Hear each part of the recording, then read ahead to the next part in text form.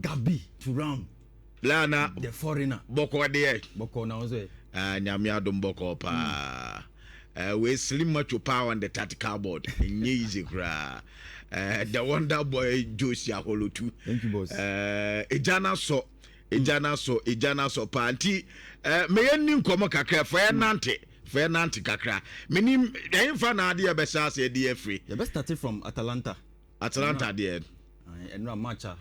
Omune Bayern Borussia Dortmund, sorry. Okay. A boy. Now, Gabi, before the match started na Kasano. Now I was surprised because Oshe post be a pre-match conversation now Mojave, you know. Yeah. It was very clear, say Atalanta for your Madrid is a match where they want to get something from the match. It's not Omania Brilliance, but Oshe first leg now, not Dortmund. We didn't kind of 2-0. It was very difficult to think of say Atalanta, even though they were home, no. A bit mean something from the game. Me cross say now now. But on say the joy of Champions League, any return fixtures are yabo, and he say anyone can do a comeback. Now you better presentation me you comebacks be over the last years. Teams be I'm a Champions League guy, friend Champions League no. The team nya enije be a film. But then now Ewo Atalanta, just look at the performance Amu put it up. Gianluca Scamacca, within the first 5 minutes, he got that first goal. And that first goal, idea setting the tone for them to play the kind of football they played yesterday. But also, Davide Zabacosta and Swabaso, because he was very instrumental.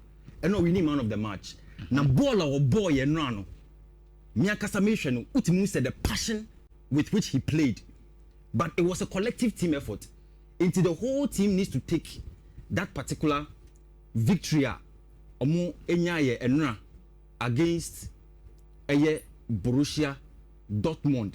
Na hwe Mario Pasalic enra omo kukuru no. He was the star man of the day.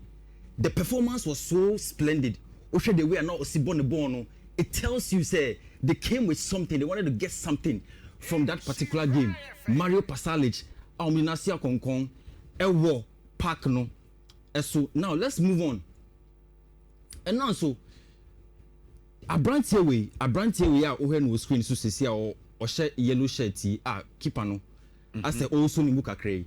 Your friend no Benfica Obama Dortmund.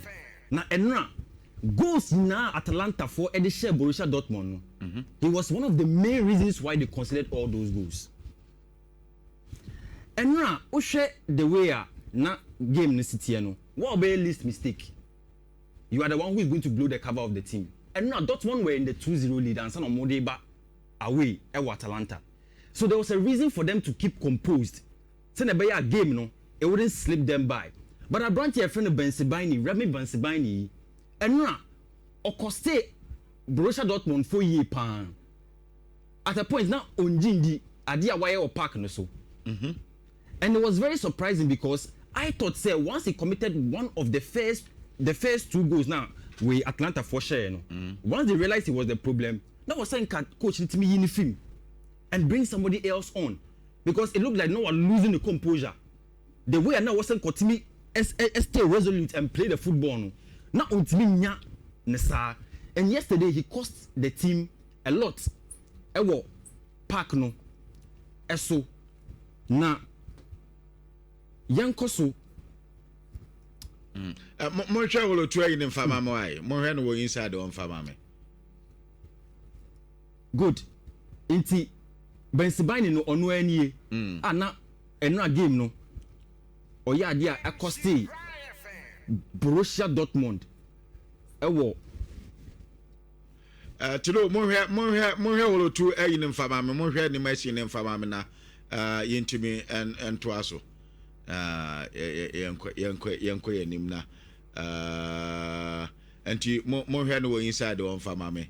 Na yanko my sure no one can radio station gusu the tactical front na ye di nkomo kakra so yɛtumi akɔɛ ne messages ne kakra aba abɛdia na Kwaku Menka was it from Dubai. Great job to you all. Ana Kwaku Menka the aba ana cancer Samuel Anane was watching you live inside Kunso Kojo Krum and also the aba winning this year UEFA Champions League smoothly.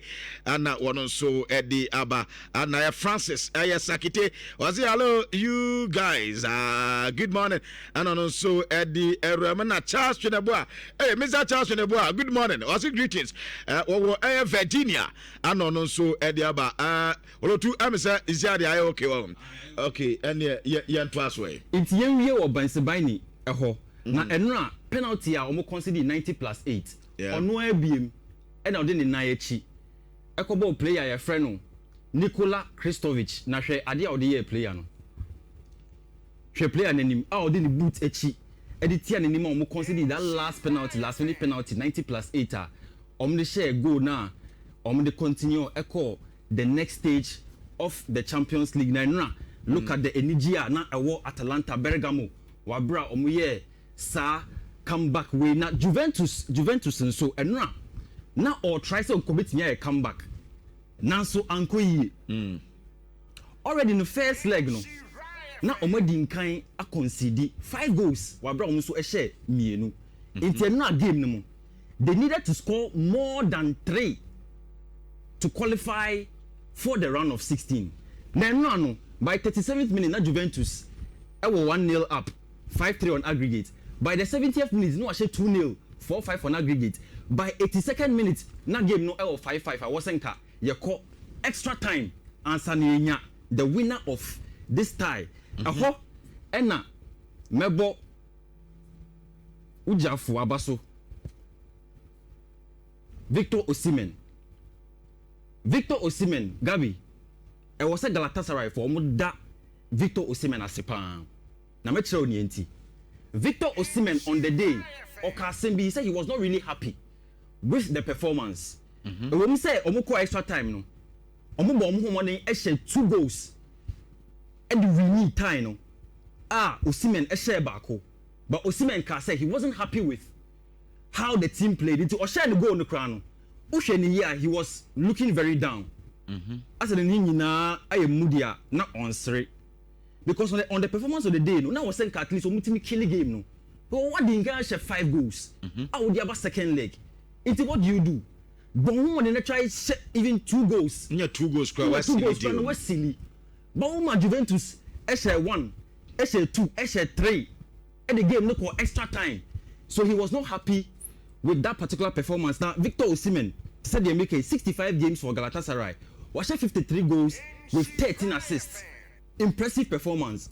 Now Usha Galatasaray I was say almost me start year plans class on start to ama Victor Osimhen omu stadium hona Okasembi say just 15 minutes to change my life. I knew the only way to impress them was to run. So what I say so I ran until I was sweating blood. Victor Osimhen rekasa the same way, which means that on the day he had to do everything possible. Say the 15 minutes now omunya after the 90 minutes no they bought extra time no he will get something out of it. And then now we saw Victor Osimhen very instrumental onya sago no edema team my friend no Galatasaray moving to the round of 16 after beating Juventus by 3-2. Now Gabi enra AS Monaco any Paris Saint-Germain because Sembi enra say Paris Saint-Germain for game here on Mobile, they need to be very careful. Who share the first leg? They considered 2 goals in the first half. And on Mobile, I said 3rd one count. Coming back to their own backyard, I said, say, if they really wanted to seal the game, they need to score very quick goals or score in the first half. So Nebeya, AS Monaco no, a bit destabilizing Adrian, ultimately and yet and back to kind and try and win the game. But not again here. And now AS Monaco 45 minutes no share 1-0. They call first half.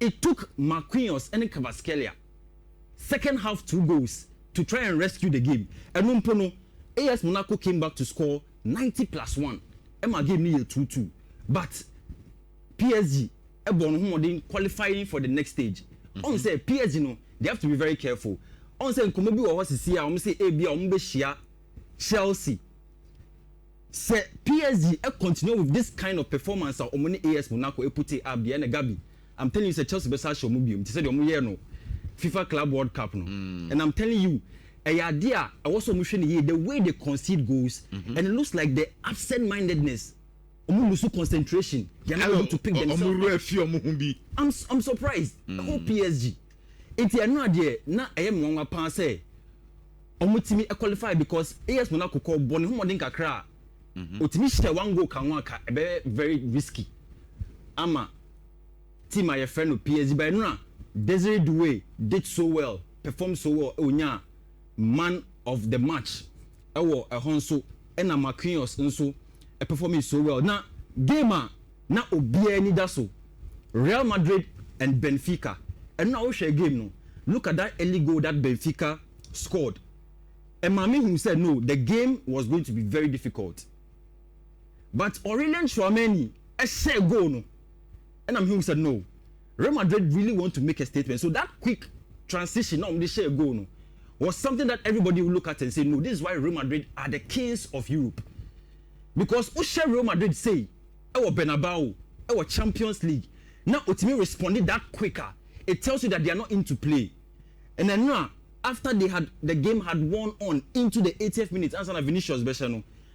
The goal or share against Benfica first leg now, it was very similar to the O'Shea second leg and now. Just say or the ball then FR form it was a very similar counter-attacking football Vinicius Junior enya ya or the progress here a ball slotting it into the net Bokoa Real Madrid share Benfica moving on to the next stage into Real Madrid in Suoho Vinicius Junior this season 6 goals and 3 assists in the Champions League wabon humodin power what him no even though he has been in the news racist allegations nyema what ya kafa ne ho nyina but he has been very solid and now Vinicius Junior esabium na asano he did it and did it to perfection because at this particular point or no ankasa ne fie it won't even kan chane se man nsa so what you say it's now Vinicius Junior did his dance again and he was very happy. Now, Ada Gule, also nya go back, and Oka said, you say, I want to become an important player for Madrid. I want to earn that Champions League title. It's Ada Gule, also na sema, or the Abetuja, or say he wants to be a part of another Champions League winning team in Real Madrid. But the question is that Real Madrid, omo performance, will it take them to the final to win? Ada Gule, pese onunso ayeden, eka that title winning team. And now, these were the man of the match performances are all the teams are boy and from the Champions League to say these teams and now qualify Arsenal, Bayern, Liverpool straight to Real Madrid and now Gabi me person me car sembi on say me be jina na man catch us one sem dia na nyamia within 2 minutes na yemfa ho nsunsi good enti enna na e bisa Luis Enrique say, would he love to play against Chelsea? Looking very well at the fact, say, they have become a thorn in the flesh of PSG. Chelsea. Obekaya, FIFA Club World Cup final, no? Chelsea PSG 3-0. Now, moving to the round of 16 of the Champions League, either PSG and Newcastle and Chelsea, ne, or Mubebo. Now, he was. I mean, Oka said, bring them on. Anybody who comes, only on Mebo. Yeah. But Gabi will be Samia. I think Chelsea, any PSG, I was said Chelsea, any PSG, and the in the round of 16. A hono na ibo hu, dear Oya boss. So what you say? Obia say Newcastle, because Newcastle, English companions. You know, St. James, Ombeba, Stamford Bridge, Mempe Omo. And yes, we throw Newcastle na BBA, but me per se PSG say. Mono shena ye shem club championship no FIFA Club World Cup no na ye part 1 ye say the part 2 no e be den e be kan ho amamo ti say the abasa for car say yes ya nkola na ana na omonye ne omo boy na so ye di omo asem de mo yeah. Oh okay inti minimum there if you ask me I want PSG. But Saturday ni de Richard Medjuma because Saturday no wo me fifi Andy Costa Fatilo ngrofo ye dozo. Ayala crampon so on your program. And ten ye be Chelsea program kwa. Be Chelsea program. Ye wi ana afia mo ma. Na part na nkasa no e be start wa bra. Me nim de obebo home first. Ba me nya like PSG first. So what you say? It's your call crown here kwatwe 1-0 bia. Near the bus Stamford Bridge. Near Gabek game. And I'm saying if you am for if you am for. Hey, what can I say? If you am for, Chelsea Nankasano, Champions League. Yes, their story is different, Kakra. Okay. Into me, who say if it goes that direction, forget about this Premier League season. You better chop PSG. Okay. That was Stamford Bridge. Josia, hello to and so I don't know. Joe Yada Sipa Yamna Medin Koma Kakawa. Yababa Fina Yaba Bedin Komo messages, you know. Ebin so Ababedi Hanum say na